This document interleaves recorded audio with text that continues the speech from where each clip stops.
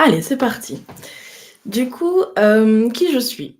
Je m'appelle Maëva Zoubikou, j'habite dans le sud de la France, à 1 heure de Toulouse, vers les Pyrénées et du coup, je suis sophrologue, je suis aussi infirmière, je suis aussi maman, je suis en couple, je suis, une sœur, une mère, une fille. Bref, je suis une femme qui, aime la vie, qui aime les relations humaines et j'ai toujours eu ce goût finalement, du lien qu'on peut avoir, entre, êtres humains par rapport, à, ce qu'on vit chacun et chacune, de notre côté. J'adore retrouver les points communs finalement de ce qu'on traverse, chacun de notre côté pour pouvoir s'élever et se construire et se développer ensemble, en fait. Je suis une fan de développement personnel, j'adore apprendre, donc du coup, je pioche énormément de choses par-ci par-là pour, essayer, moi d'évoluer et puis d'en apprendre encore un peu plus sur moi et depuis 2021, du coup, je suis sophrologue indépendante et je transmets, tout ce que j'apprends, tout ce qui peut servir, les autres pour, que chacune j'accompagne principalement des femmes, pour que chacune puisse se sentir, à l'aise dans sa vie, puisse construire sa vie comme elle l'entend et surtout qu'elle se libère de tous les fardeaux qu'on peut porter, en fait.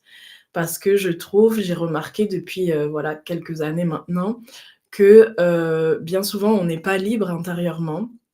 On se restreint, on se bride, on se conforme à des choses, des normes, des injonctions qui, finalement nous enferment dans un schéma qui nous correspond pas correctement et donc ma «mission» entre guillemets, c'est justement de pouvoir libérer toutes ces injonctions, toutes ces obligations intérieures pour qu'on puisse, retrouver notre responsabilité propre pour aller faire ce qu'on a envie de faire, tout simplement. Donc j'en parlerai peut-être un peu plus, en détail, après, mais voilà l'idée finalement. Je suis sophrologue depuis 2021.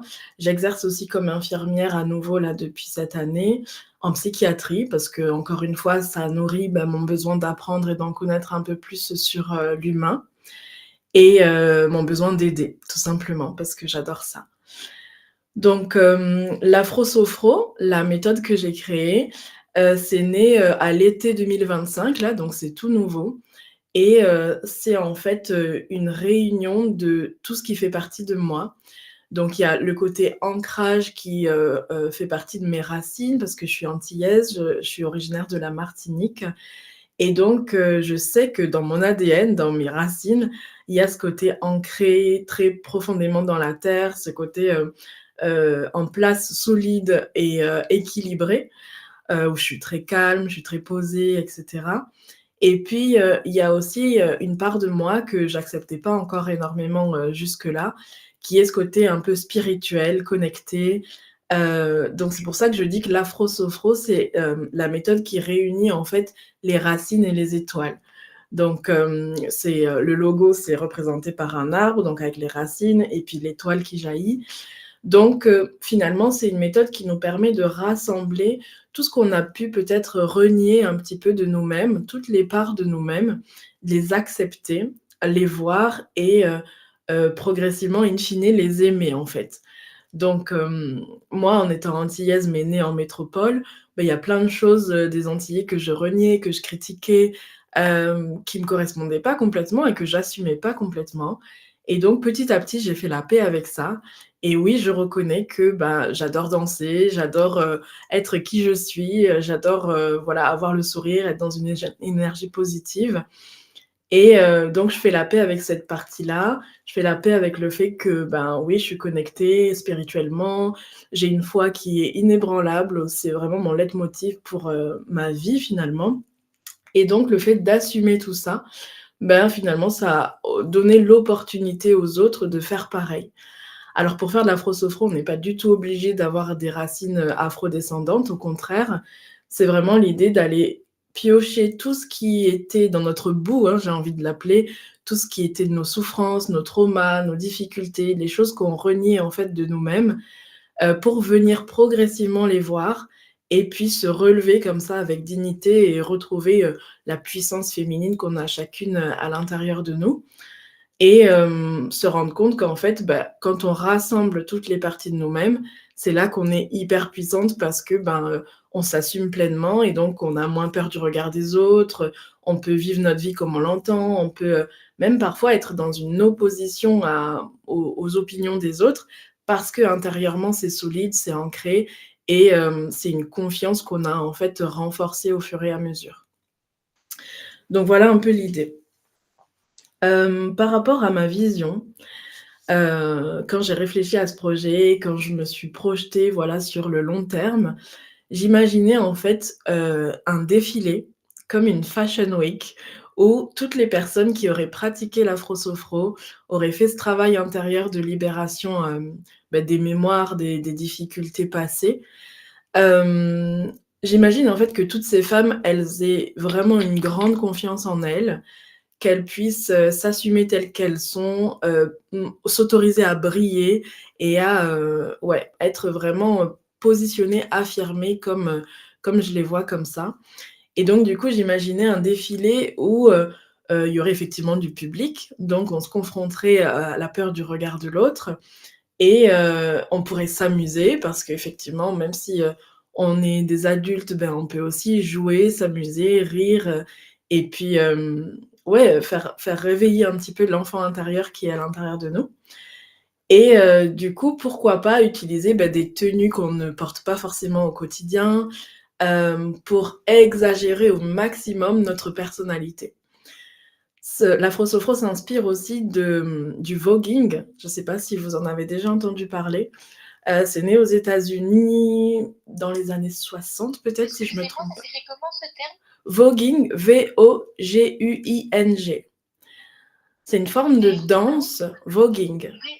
V-O-G-G-U-N-G. Guing. OK, Yes. merci. Et en fait, c'est aux États-Unis, souvent des personnes noires, des personnes racisées, qui se retrouvaient en fait dans des lieux un peu secrets au départ.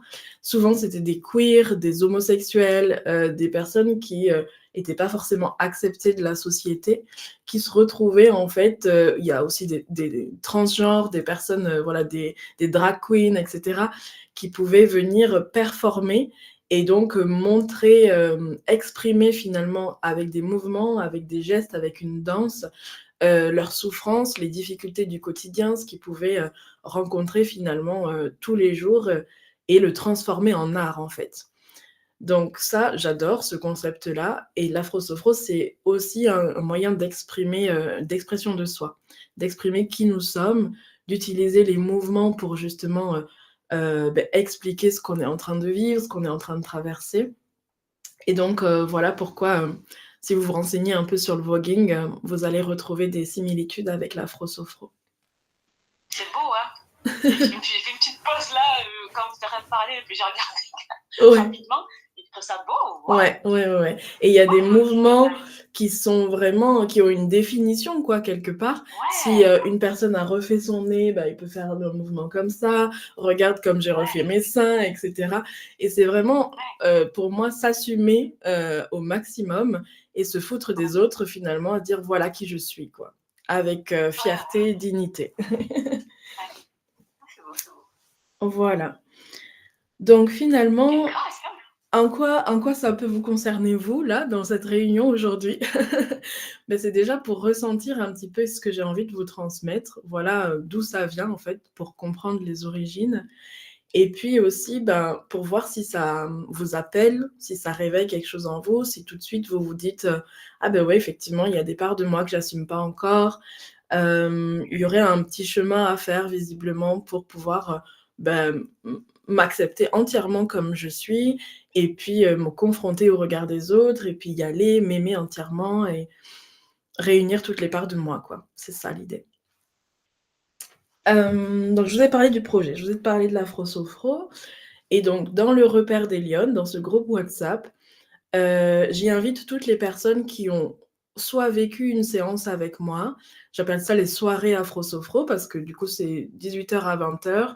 J'en fais pour l'instant sur Toulouse, et Saint-Gaudens, là où j'habite.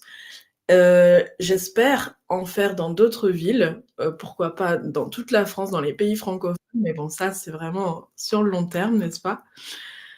Et du coup c'est ça. toutes les personnes qui ont vécu une soirée sont dans le groupe. Toutes les personnes qui, comme vous, ont rejoint une réunion sont dans le groupe et du coup, c'est, l'endroit où je poste, encore une fois des messages de la vision, parfois des vidéos, des audios, et tous les rendez-vous comme ça avec les liens, seront accessibles dans le groupe WhatsApp. Voilà. Du coup, pour revenir au sujet du jour, un positionnement affirmé pour être une lionne assumée. Qu'est-ce que ça signifie pour vous? Pourquoi vous êtes là? Qu'est-ce qui vous a appelé dans ce titre, dans cette présentation?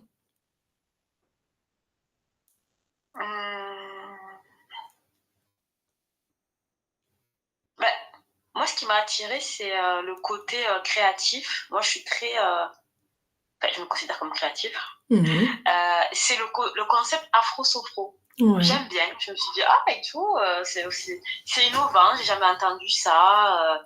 Je me dis, qu'est-ce que c'est? Et puis bon, étant africaine, je me dis, oui, ça m'appelle forcément.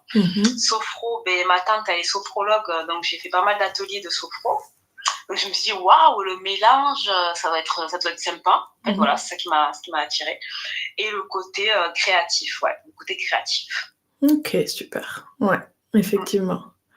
Manon, est-ce que je peux demander pourquoi tu es là?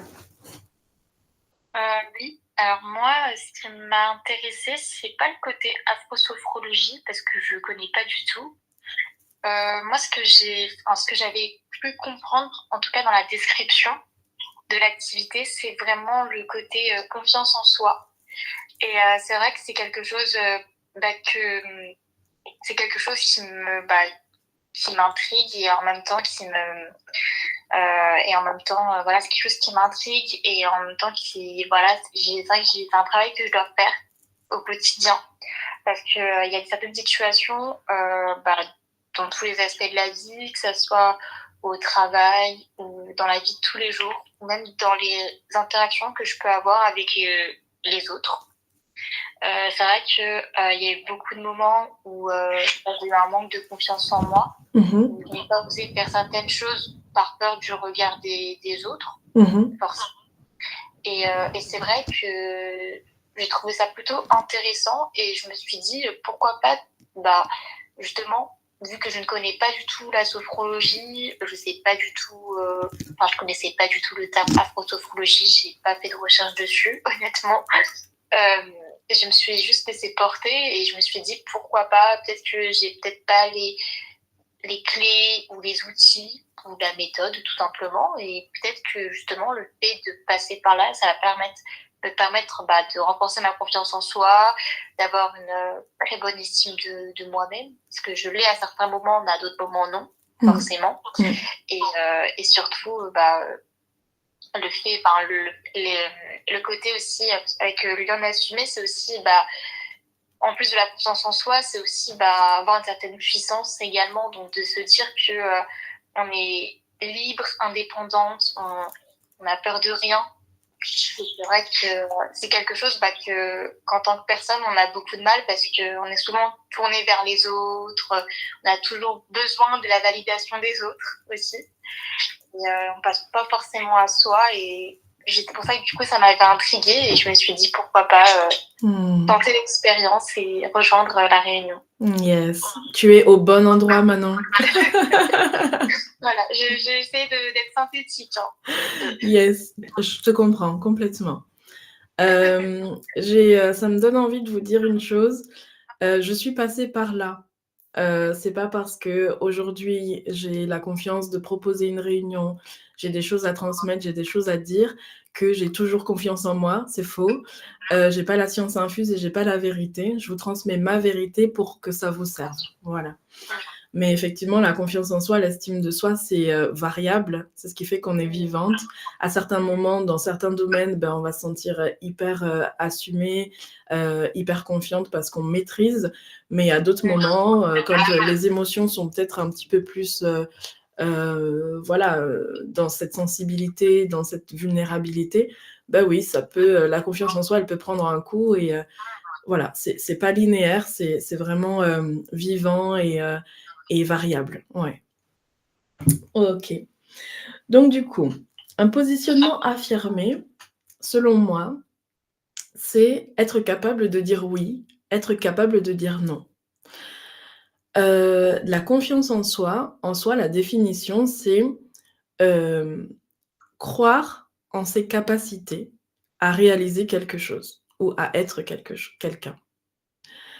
Donc c'est, très intimement lié à nos croyances.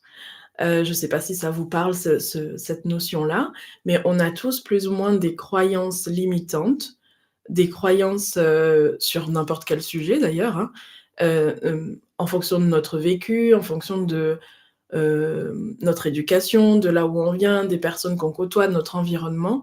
Bah, sur un sujet, par exemple, je vais dire, sur la chasse, vous allez avoir certaines croyances et on va pas avoir forcément toutes les mêmes croyances. Sur nous-mêmes, on a aussi des croyances.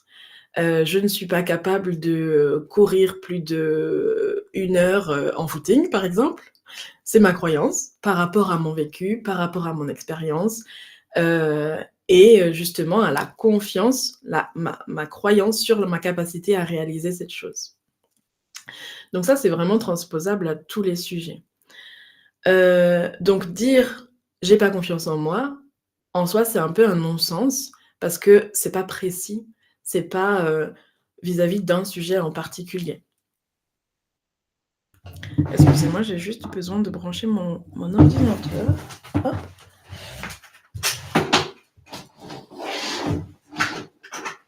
Là. Tac.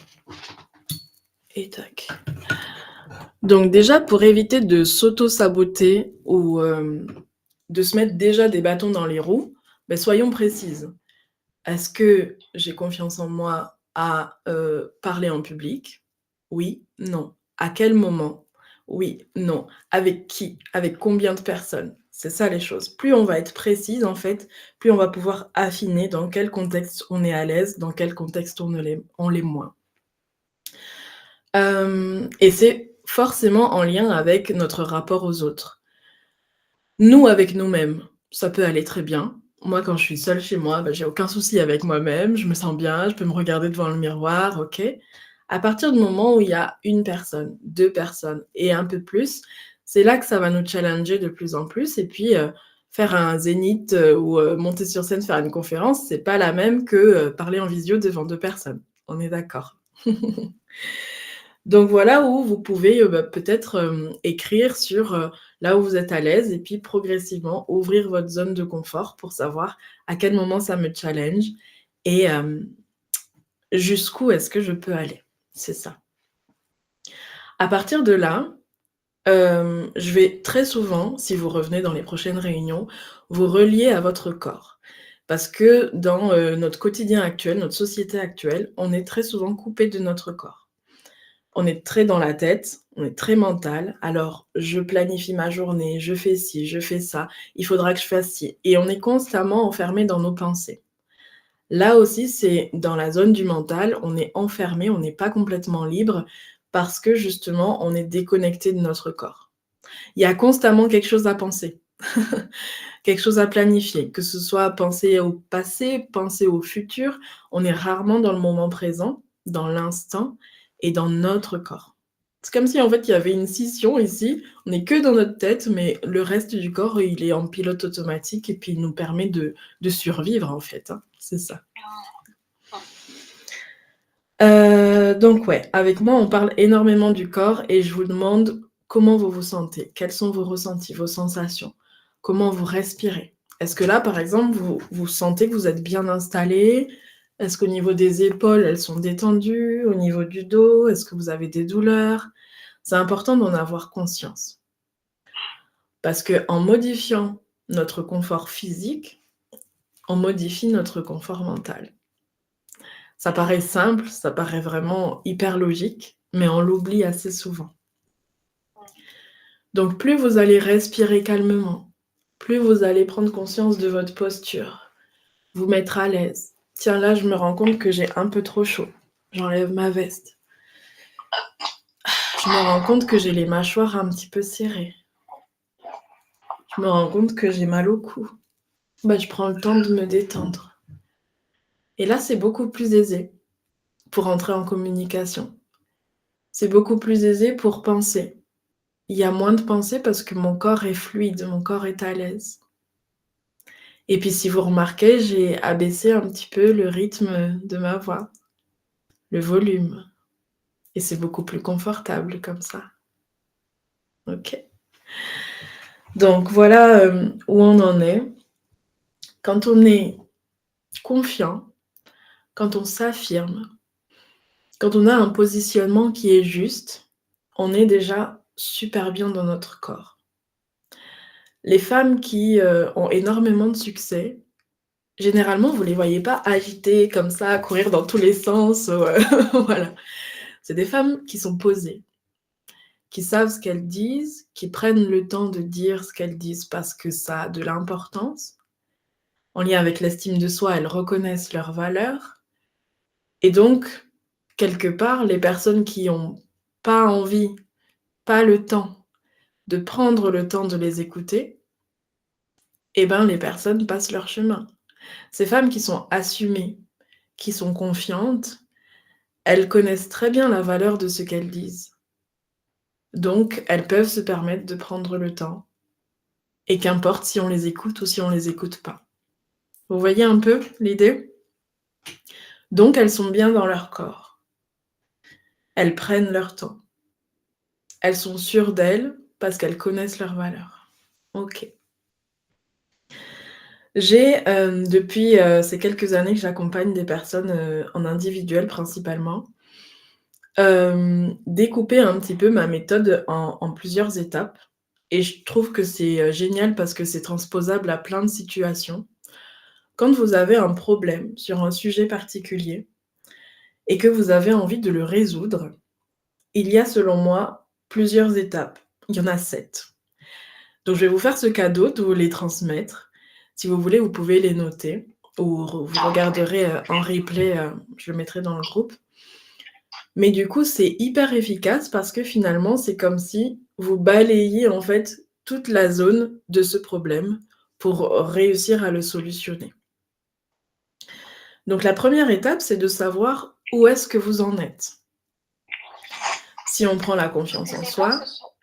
Je suis désolée de vous interrompre, mais oui. Cette étape, c'est par rapport à quoi ? Par rapport à tout ce que j'ai remarqué dans les personnes que j'ai accompagnées individuellement. En fait, je me rendais compte que je leur répétais souvent la même chose dans le même ordre par rapport à leurs problématiques personnelles, hein, bien sûr. Oui. Mais du coup, c'est comme si j'avais fait une sorte de protocole, de méthode en 7 étapes. Finalement, ça a été le déroulé des séances individuelles où d'abord on fait ça, ensuite on fait ça, ensuite on fait ça. Ça rassure le mental parce que finalement c'est chronologique et on avance petit à petit. Et en même temps, c'est assez général pour être transposable à plusieurs situations. Donc, la première étape, c'est de savoir où vous en êtes.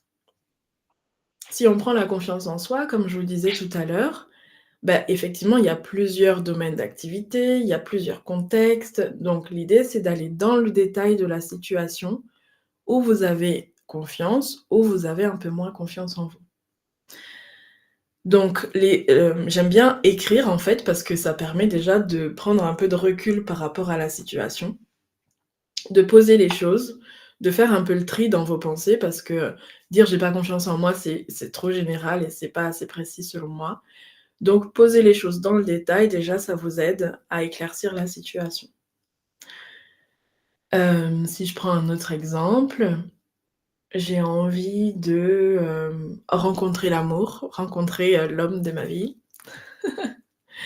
Où j'en suis? Ok, je me pose. Il faut avoir le temps quand même pour faire ça.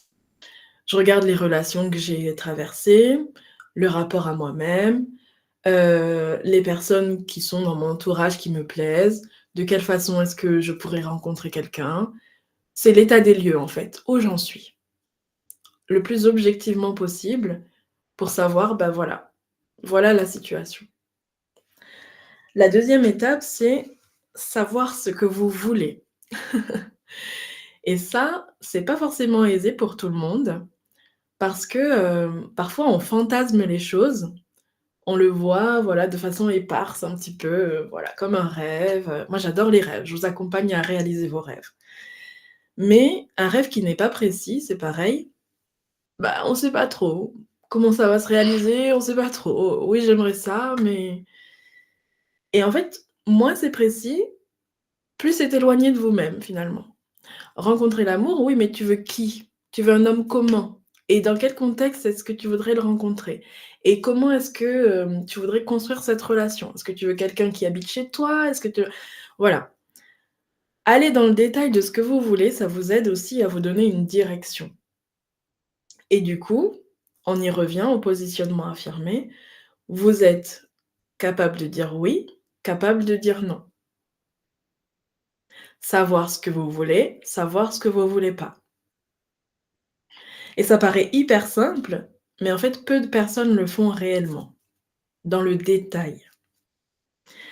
Donc par rapport à la confiance en vous, ce positionnement affirmé, qu'est-ce que vous voulez vraiment? Parce que tout le monde ne veut pas forcément, faire des conférences avec des salles pleines, des zéniths et cetera. Peut-être vous, votre niveau de confiance que vous voulez atteindre, pardon, je suis déjà dans le futur, c'est, être à l'aise au travail, avec mes collègues, être capable de répondre à quelqu'un qui me pose une question dans la rue, sans forcément, bégayer ou avoir le cœur qui bat. Des choses très simples peuvent être votre objectif à réaliser. Mais faut-il le savoir, justement. Voici la 2e étape, de savoir dans le détail ce que vous voulez. La 3e, j'en ai parlé tout à l'heure, c'est la détente du corps. Que vous entreteniez un rapport détendu avec votre corps, c'est-à-dire constamment, quotidiennement, trouver des outils, ça c'est des choses que je peux vous transmettre en séance individuelle, des outils qui vous correspondent pour être le plus souvent possible détendu, physiquement parlant. Dans la tête, si vous avez des douleurs, souvent des migraines ou si vous êtes, pas forcément à l'aise, souvent quand on est anxieux, quand on manque de confiance, c'est au niveau de la poitrine. On a la gorge serrée, la poitrine qui est un peu douloureuse ou refermée comme ça. Même dans la posture, de progressivement modifier sa façon d'être physiquement, ça aide énormément ensuite pour, le côté mental et émotionnel également. Donc la détente du corps, c'est constamment savoir si on respire bien, si on est à l'aise, trouver notre confort dans n'importe quelle situation. À partir de là, on peut, et avec tout ça d'ailleurs, on peut développer la conscience de soi. La conscience de soi, c'est comme si vous aviez une caméra constamment en train de vous observer. Là, par exemple, vous êtes en train de m'écouter, je suis en train de parler, mais pendant que je suis en train de parler, j'ai conscience de moi parce que j'ai conscience de ma posture, la température de mon corps, la lumière, j'ai une fenêtre en face de moi, donc ce que je vois, ce que j'entends, c'est tous les sens, en fait. La conscience de vous, c'est tous vos sens, donc votre enveloppe extérieure, toutes vos perceptions et en même temps vos ressentis intérieurs. Tiens, il y a une phrase qui vous fait tilt, bah, vous en prenez conscience. C'est pas juste comme si elle passait comme ça et puis on l'oublie. Ah ouais, je remarque que ça me fait écho. Je remarque que ça me tord un peu le ventre. Je remarque que ça me fait peur. Tout ça, c'est la conscience de soi. Et c'est un outil merveilleux parce que finalement, là, on est ensemble, c'est plutôt un contexte sécure, mais quand vous allez vous confronter à des situations un peu plus complexes, avoir conscience de vous, ça vous permettra de toujours vous remettre dans une situation confortable. Si je vais à un rendez-vous où, je suis pas forcément à l'aise, je connais personne et voilà, je sais d'avance que ça pourrait être anxiogène. J'ai une conscience de moi qui est élargie. Je vais me rendre compte que, je commence à transpirer, je commence à avoir chaud, donc je vais, me déshabiller, enfin me mettre beaucoup plus à l'aise. Si je me rends compte que j'ai du mal à articuler parce que j'ai la gorge sèche, je vais m'autoriser à aller prendre un verre d'eau. C'est des choses toutes simples pour maintenir constamment votre confort, mais pour le savoir, faut avoir cette conscience de vous-même. OK. Ensuite, la 5e étape, c'est du coup de s'accueillir entièrement. Une fois qu'on a Excuse-moi. Oui. Excuse-moi, Maëva, de te couper. Oui. En fait, le 3, c'était la détente du corps, c'est ça? Oui. Et le 4, c'était quoi, là? La conscience de soi. La conscience de soi. Oui. Ah oui, pardon, d'accord. OK. Voilà. OK, merci. Avec plaisir. Donc le 5, c'est s'accueillir entièrement. On n'est pas encore dans l'amour de soi, mais c'est le but. C'est une fois qu'on a conscience de toutes nos émotions, nos pensées, ce qui se passe physiquement en nous, quotidiennement, est-ce qu'on est capable en fait d'accepter tout ça? Parce que c'est pas toujours rose, c'est rarement toujours rose la vie et les sensations. Est-ce que même quand j'ai peur, même quand j'ai pas confiance en moi, je peux accueillir ça en moi et l'accepter? Parce que selon moi, dans ce développement personnel, on veut toujours plus, on veut toujours être mieux, on veut toujours faire autrement, mais on est rarement dans le retour à soi et dans l'acceptation de ce qui est, tout simplement. OK, on peut vouloir s'améliorer, on peut vouloir atteindre des objectifs, mais je crois qu'on n'atteint pas un objectif tant qu'on n'accepte pas ce qui est déjà là. Bah oui, aujourd'hui, j'ai pas trop confiance en moi, et alors? OK, est-ce que je peux accepter ça et que de temps en temps, je me laisse tranquille et pour l'instant, c'est comme ça? Parce que si on est constamment en quête d'autre chose, ça crée de la frustration. On se dit: «Ah, je suis pas encore comme ça, j'arrive toujours pas à faire ça». Ouais, mais on a le temps, en fait. Donc tranquille. Accueillir toutes les parts de soi. On revient à l'afro-sophro, la réunion de toutes les parts de soi, l'acceptation de soi. Plus vous allez vous apporter de l'amour, de la compassion, de l'empathie en fait envers vous-même, plus les choses vont se faire naturellement et finalement vous allez avancer beaucoup plus vite que vous ne l'imaginez. Respecter son rythme. Y aller étape par étape. Et toujours avec une compassion douce, comme si vous accompagniez un enfant, je sais pas moi, à évoluer ou une amie qui va pas très bien. Vous allez pas lui dire: «Allez vite, dépêche-toi, faut que tu aies confiance en toi et tout». Vous allez tranquillement respecter son rythme et l'écouter, la prendre par la main, peut-être si c'est une enfant. Y aller en douceur. On peut évoluer en douceur et en s'aimant entièrement. Je vous assure que c'est beaucoup plus efficace qu'y aller par force. Voilà cette étape, l'accueil de soi. Et ensuite, la 6e, c'est agir en fonction de sa future identité. Alors là, on y va. Là, c'est un jeu, j'adore ça. Les clientes que j'accompagne, je leur dis: «L'objectif que tu veux atteindre, imagine que tu l'aies déjà. Imagine que là, tout ce que tu aspires à voir, c'est déjà en toi. Comment tu te comporterais? Qu'est-ce que tu dirais? Quelles seraient tes émotions? Comment tu te comporterais avec les autres?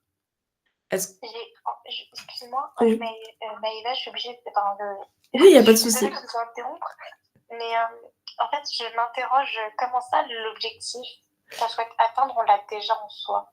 J'ai du mal parce que si c'est un objectif, c'est qu'on l'a pas encore. Ouais, et c'est là l'intérêt du pouvoir de l'imagination, en fait. Bien sûr que concrètement, factuellement, on l'a pas atteint puisque c'est un objectif, d'où la définition de l'objectif. Mais par contre, c'est pour ramener progressivement, le but au moment présent.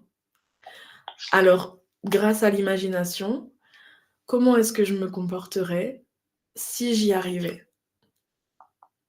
Et c'est là, en fait, le côté sophrologie, c'est le pouvoir de la visualisation, créer une réalité qui est pas encore là avec, notre cerveau, il est incroyable et il fait pas la différence entre ce qu'on imagine et ce qu'on vit. Donc du coup, tout ce que tu vas pouvoir imaginer comme un rêve éveillé, ça va envoyer des informations positives à ton cerveau, à ton corps, que ouais, tu en es capable. Pour l'instant, ça fait pas partie de ta réalité, Mais si tu l'imagines, c'est comme si c'était déjà là. En soi, tu l'as construit par l'imaginaire, tu l'as déjà ressenti dans ton corps, donc ça te met en condition d'y arriver. Un athlète, par exemple, qui a envie de faire une performance, il n'a pas encore fait sa performance. Par exemple, un sprint. Mais s'il se pose avec lui-même, qu'il imagine réussir cet objectif, alors il va peut-être avoir des informations supplémentaires. OK, alors ça veut dire qu'au départ, je dois me faire ça et ça. Dans mon corps, ça se ressentirait comme ça. Et la sensation de passer la ligne d'arrivée et de voir ce score, OK, c'est comme si je le ressentais déjà. La satisfaction, elle est déjà là. Et tout ça, en fait, ça crée un environnement hyper productif, hyper positif pour y arriver. J'ai répondu à ta question? Oui, OK. merci beaucoup. Avec plaisir. Donc c'est ça, agir en fonction de sa future identité. C'est comme un jeu, en fait. Si par exemple une femme, ne se sent pas trop, séduisante et qu'elle a un idéal, une image, peut-être une actrice, je sais pas, quelqu'un qui, est la représentation de la femme séduisante, et ben, elle peut jouer avec ça et prendre des accessoires, par exemple, s'autoriser à mettre, des tenues différentes, s'autoriser à parler différemment, à mettre du rouge à lèvres, par exemple, alors qu'elle en met jamais. C'est comme un jeu. Et à ce moment-là, ça va créer en fait de nouvelles pensées, un nouveau comportement et progressivement, bah, elle va peut-être se sentir un peu plus séduisante parce qu'elle a joué avec ça. C'est clair? Ouais? Très clair. OK, parfait. Et enfin, la dernière étape, la numéro 7, c'est de constater notre évolution. Parce que comme je le disais, quand on est, voilà, dans l'idée d'atteindre un objectif, d'aller de l'avant, de faire mieux, ben, on se concentre sur le futur, sur ce qu'on a encore à faire, mais c'est rare qu'on se retourne sur ce qu'on a déjà traversé. Et ça, c'est hyper valorisant finalement de voir les étapes qui ont déjà été franchies. Si je reviens à ce positionnement affirmé, cette confiance, cette force de lionne, que vous pensez peut-être pas encore avoir, ben, observez, 5 ans, voire 10 ans en arrière, est-ce que vous étiez déjà la femme que vous êtes? Évidemment non. Évidemment, vous avez fait plein de choses que vous étiez pas capable de faire avant. Et ça, c'est hyper important de le noter parce que ça valorise, ça augmente l'estime qu'on a de nous-mêmes et ça nous permet d'avoir la force nécessaire pour aller plus loin.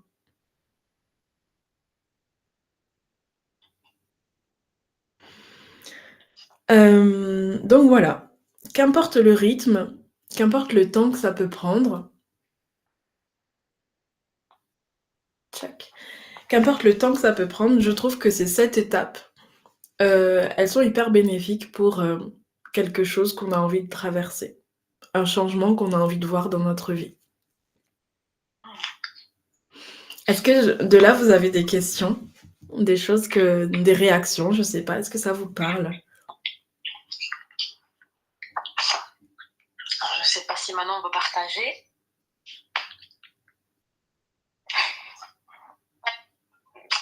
Bah, c'est vrai qu'il y avait certaines choses que je connaissais. Enfin, par exemple, la confiance en soi, le fait de s'accueillir entièrement. Mais c'est vrai qu'il y avait d'autres étapes dont je n'avais pas forcément connaissance, comme par exemple le fait de construire son objectif par l'imaginaire. C'est pas quelque chose qui est commun, qui m'est familier, que je penserais en priorité. Mmh. Et en fait, en prenant en compte les 7 étapes dont vous avez cité, je me rends compte que en fait, c'est vraiment clair, c'est structuré. Et je pense que ça permet vraiment, en tout cas, qu'on puisse les appliquer. Donc voilà, je trouve ça plutôt instructif et intéressant. Mmh. Donc je vous remercie pour On nous avoir expliqué en détail toutes ces étapes. Avec plaisir. Christelle, du coup, est-ce que tu veux partager quelque chose? Alors moi, pour ma part, les informations que vous avez transmises là... On peut se tutoyer, hein, excusez-moi. Je tutoie tout le monde. Ah, ouais. D'accord, ok, d'accord. Je savais pas trop si je pouvais vous tutoyer. Oui. J'ai 31 ans, tutoyez-moi, merci. Donc moi, toutes les informations que tu as partagées, Maëva, ça me parle complètement. Je les ai déjà entendues, mais c'est toujours bien de les réentendre à chaque fois de personnes différentes. Oui. Parce qu'ils ont leur façon à eux, propre, avec leur histoire, de les rappeler. Et ce que j'ai vraiment aimé dans ton partage, c'est effectivement, je me rallie à Manon, c'est la structure que tu as mis dedans, j'adore. Ouais, je valide, là, j'ai bien noté. Moi, j'ai besoin de structurer. Donc, franchement, là, c'est clair. Ce que tu as noté, ça me parle, ça me donne envie. Je me dis, tout ce que je suis en train de manifester en ce moment et tout, c'est un petit plus, quoi. Dans ma vie, je me dis, yes. Parfait. Voilà. Ouais. Donc, merci, Maëva. Impeccable. Merci pour ta joie. Alors, je vais juste mettre un petit bémol là-dedans. La structure, c'est sexy. Merci pour l'avoir relevé. Par contre, ça reste un moyen de rassurer votre mental. Ok, c'est comme si je vous avais livré une recette de cuisine, mais ce qui m'importe vraiment, vraiment, et ce qui me tient à cœur, c'est que vous puissiez vous relier à vos ressentis. En soi, vous n'avez pas besoin de moi, là je me tire une balle dans le pied, mais vous n'avez pas besoin de moi pour entendre ces choses-là. Je suis sûre que vous savez déjà. L'idée, c'est d'aller vraiment faire ce retour à vous-même et ressentir ce qu'il y a à l'intérieur de vous. Ok, ça contracte. Là, je suis plus à l'aise. Là, je ressens que je devrais pas forcément y aller. C'est pas le moment. Là, oui, j'ai envie d'y aller. Et vraiment, c'est comme ça que je dis, on sort de notre tête et on revient dans notre corps. C'est-à-dire que vos envies, vos élans, vos mouvements, ils sont à l'intérieur. C'est pas anodin si, si vous avez des rêves à réaliser, ou si un jour vous vous levez, vous dites: «Oh, je vais partir en vacances là». Parce que vraiment, je le ressens au fond de mes tripes et j'ai trop envie et ça, c'est hyper important. Surtout quand on est une femme, c'est vraiment un pouvoir magnifique de se relier à ce qu'il y a dans nos tripes et de surtout y répondre, en fait.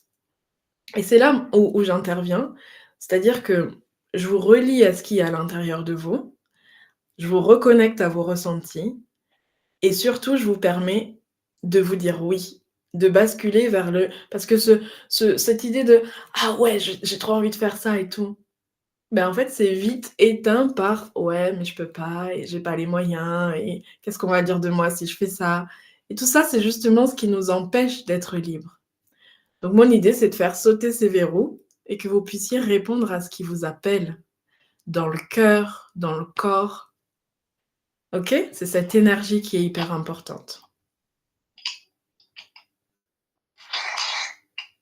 Est-ce que ça vous parle? Complètement. Oui. Okay. Mais moi, en fait, ce que tu dis là, je suis déjà en train de l'expérimenter, en fait. C'est vrai que bon, tu as réagi sur la structure, et moi, c'est quelque chose qui est très important pour moi, la structure, vraiment. C'est quelque chose que je chemine dessus parce que c'est un peu, ça part partout, quoi. Donc, c'est pour ça que comment tu l'as énoncé, ça m'a fait du bien. Mais je suis déjà en train de l'expérimenter dans ma vie depuis des années. Mais là, maintenant, plus en finesse. Ok. Voilà, plus en finesse. Donc ouais, non, ça me parle complètement. Ouais. Super, je suis ravie pour toi. Génial. Bon, c'est quoi la suite? Du coup, Christelle, bienvenue dans le Repère des Lyonnes. Tu vas avoir les infos, du coup, des prochaines réunions, des prochaines soirées. J'ai peut-être l'idée de proposer ça en visio, pourquoi pas. C'est vraiment réalisable parce qu'en fait, on n'a pas besoin d'être... là, par exemple, on a passé 1 heure ensemble. Oui, on est ensemble. On n'a pas besoin d'être physiquement à côté pour se transformer ensemble, se soutenir et se transmettre cette énergie, finalement. Donc, ouais, restez connectés. Je vais voir ce que je peux proposer. Mais en tout cas, ouais, merci d'avoir été là et si vous avez d'autres questions, n'hésitez pas, hein, mais c'est génial. Merci beaucoup. Merci à toi, Maëva. Merci du temps aussi que tu as pris pour nous expliquer ce que tu faisais, ton concept. Je trouve que c'est inspirant, hein, même pour nous, même si on ne fait pas de l'afro-sophro ou quoi, ou qu'est-ce, c'est d'appeler cette part de créativité en nous, là, à travers ce que tu nous as dit, à travers ce que tu es, ce que tu dégages. Donc, merci, ouais, moi, ça m'inspire. Moi, je continue le chemin, là, je me dis, yes! Voilà, une petite part de moi qui s'est dit, oh, coucou et tout, créative et tout, enfin... Merci, ouais. Impeccable, ouais. Et tu rayonnes déjà, donc c'est beau à voir. Merci. Et j'ai rejoint le groupe WhatsApp. Génial, bienvenue. Non. Une lionne de plus. Oui. Ouais, tu peux déjà te considérer comme une lionne maintenant. Yes. Bah, écoutez, je vous souhaite une excellente journée. À très bientôt et prenez soin de vous. Ok, merci. Bonne journée. Bonne journée également. À bientôt. Bientôt.